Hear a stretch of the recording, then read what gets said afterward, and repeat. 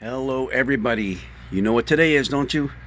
Yep, it's that good old coffee shop Thursday day. See, I have my snowy penguin here, waiting for the snow to show up.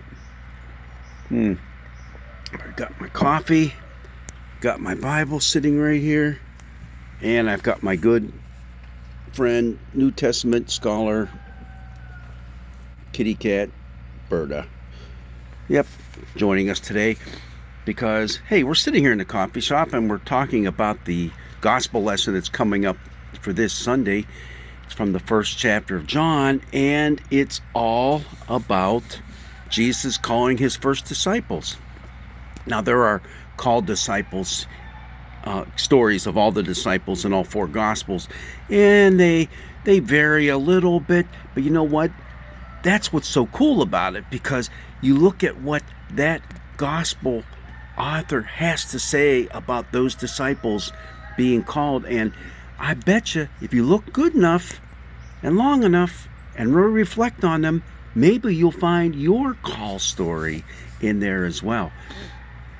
So as we're talking about it, and we go, boy, there's an awful lot that's happening just in these few short verses that we're going to be having on Sunday.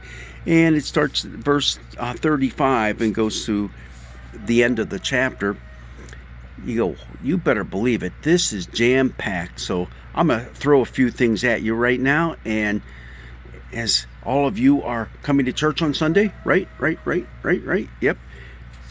Maybe we'll touch on some of those things. Such as, did you notice how the word find pops up all the way through this? Hey, we have found the Messiah. We found him of whom the scriptures spoke.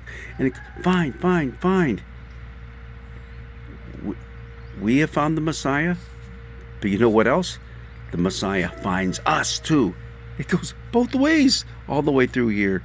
And then you see a couple times the phrase, come and see.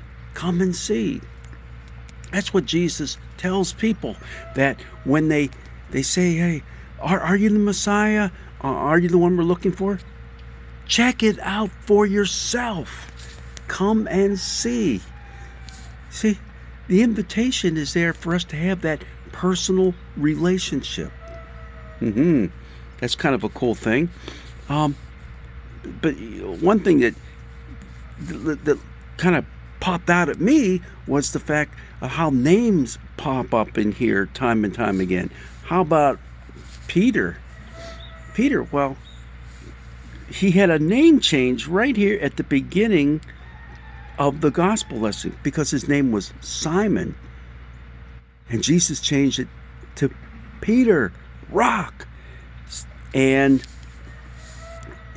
actually he changed it to Cephas, but that still means Peter, Cephas. This is the Gospel of John now. All right. Rock. You are the rock. How would you like it if Jesus called you the rock? Yeah, there's an actor already has that. Yeah, we'll still steer clear of that right now. How about this calling of Philip and Nathaniel? It talks about Philip being from Bethsaida. That's where Andrew and Peter, who were brothers, came from. Bethsaida, a fishing village. They're really not 100% sure where it's at, but they're pretty sure where it's at, and they've done some archaeological excavations there. You know what they found?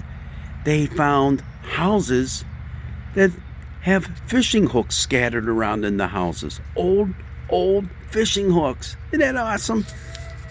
Yeah. So you have Bethsaida, fishing town, and also you have Philip found Nathaniel and said, hey, we have found one who is the Messiah. And Nathaniel kind of goes,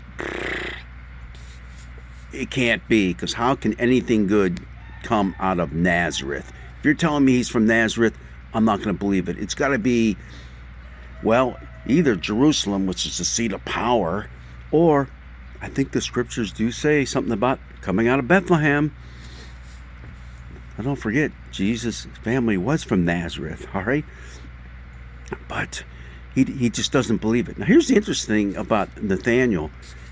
This is the only gospel that mentions him. Isn't that kind of strange? The other gospels mention a Bartholomew. Are they one and the same? A lot of scholars think yes, they are. It's just that he went by two different names. So let's just keep that in mind too. Just a nice little bit of trivia. And Nathaniel, he had the same invitation given to him by the other disciples, and he said, Philip said, "Hey, come and see with us." So here's that "come and see." It pops up again. And when Jesus sees him, he goes, now here's a true and honest guy if I ever saw one. Someone in whom there's no guile. And Nathaniel says, "Hey, what's up? How'd you know me?" A little bit of hubris in there, a little bit of pride.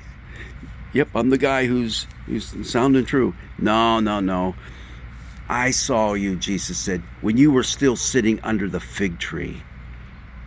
Was Nathaniel sitting under a fig tree? Why? Was he just tired from working all day? Or was he just laying around being a goofball, popping figs down? Who knows? But you know what we do know? That was some of the prophetic scriptures that were written, especially from the book of Zechariah, that talks about being under the vine and under the fig tree, and this is where the Messiah is going to emerge, and this is where you'll find him. See, Nathaniel, I don't think was any goofball. I think he knew his scriptures inside and out. And when Jesus started saying all these things, whoa, boy, it was all coming together for him. And that's why he became one of Jesus' disciples. And even his little conversation with Jesus ends up with even some more scripture. "I tell you, you will see heaven open and the angels of God ascending and descending upon the Son of Man." We are climbing Jacob's ladder. Remember that passage? Wow. This whole scripture passage that we have for this Sunday is so jam-packed full of good stuff for us.